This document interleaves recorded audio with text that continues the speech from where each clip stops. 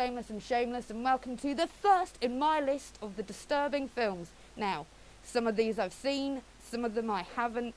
I've tried to stay away from remakes and sequels and prequels as much as I can. But without further ado, let's kick it off back in 1929 with Chien Andalou.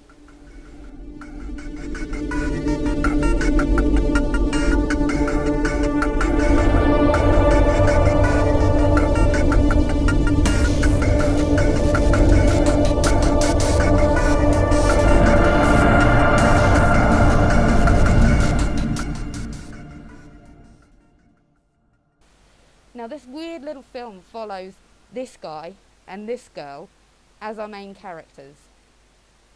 And as for the plot, well, that's where it gets a little bit difficult. See, I'm never really sure what's going on. It feels like you're watching a dream. Although whether it's his dream, her dream, or even yours, I've no idea. Each time I watch it, I come up with a different scenario for what's going on. But as for the film itself, well, yes, it's black and white, and yes, it's silent, and can we not do this, please? Thank you. Where was I? Ah, yes. Even though it's black and white and silent, it's still a weirdly charming little film. The special effects do stand up. You've got dead donkeys, ants in a hole in the hand, some guy removes his mouth. Whoop. Awesome.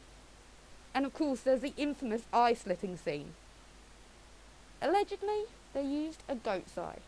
No, I said goat's eye, not goat's eye. Different thing, entirely different thing. Don't want to get those two confused, believe me.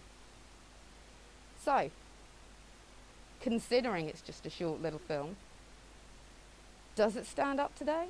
Is it a good film? Is it a disturbing film? Well, the answer to all of those is yes, no. It is a good film. It does stand up to today. Even the things that are slightly off about it just add to this intense atmosphere of something really weird is going on. Is it a disturbing film? Unfortunately, that's where you lose me.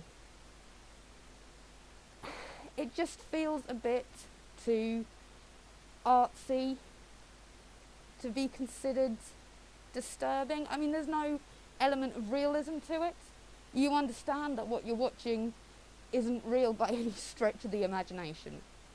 So, you've got 15 minutes to kill. Go and have a little look at it. Tell me what you think is going on in the story, because so many different things could be happening. Write it in the comments below. And as for me, I'll see you next time.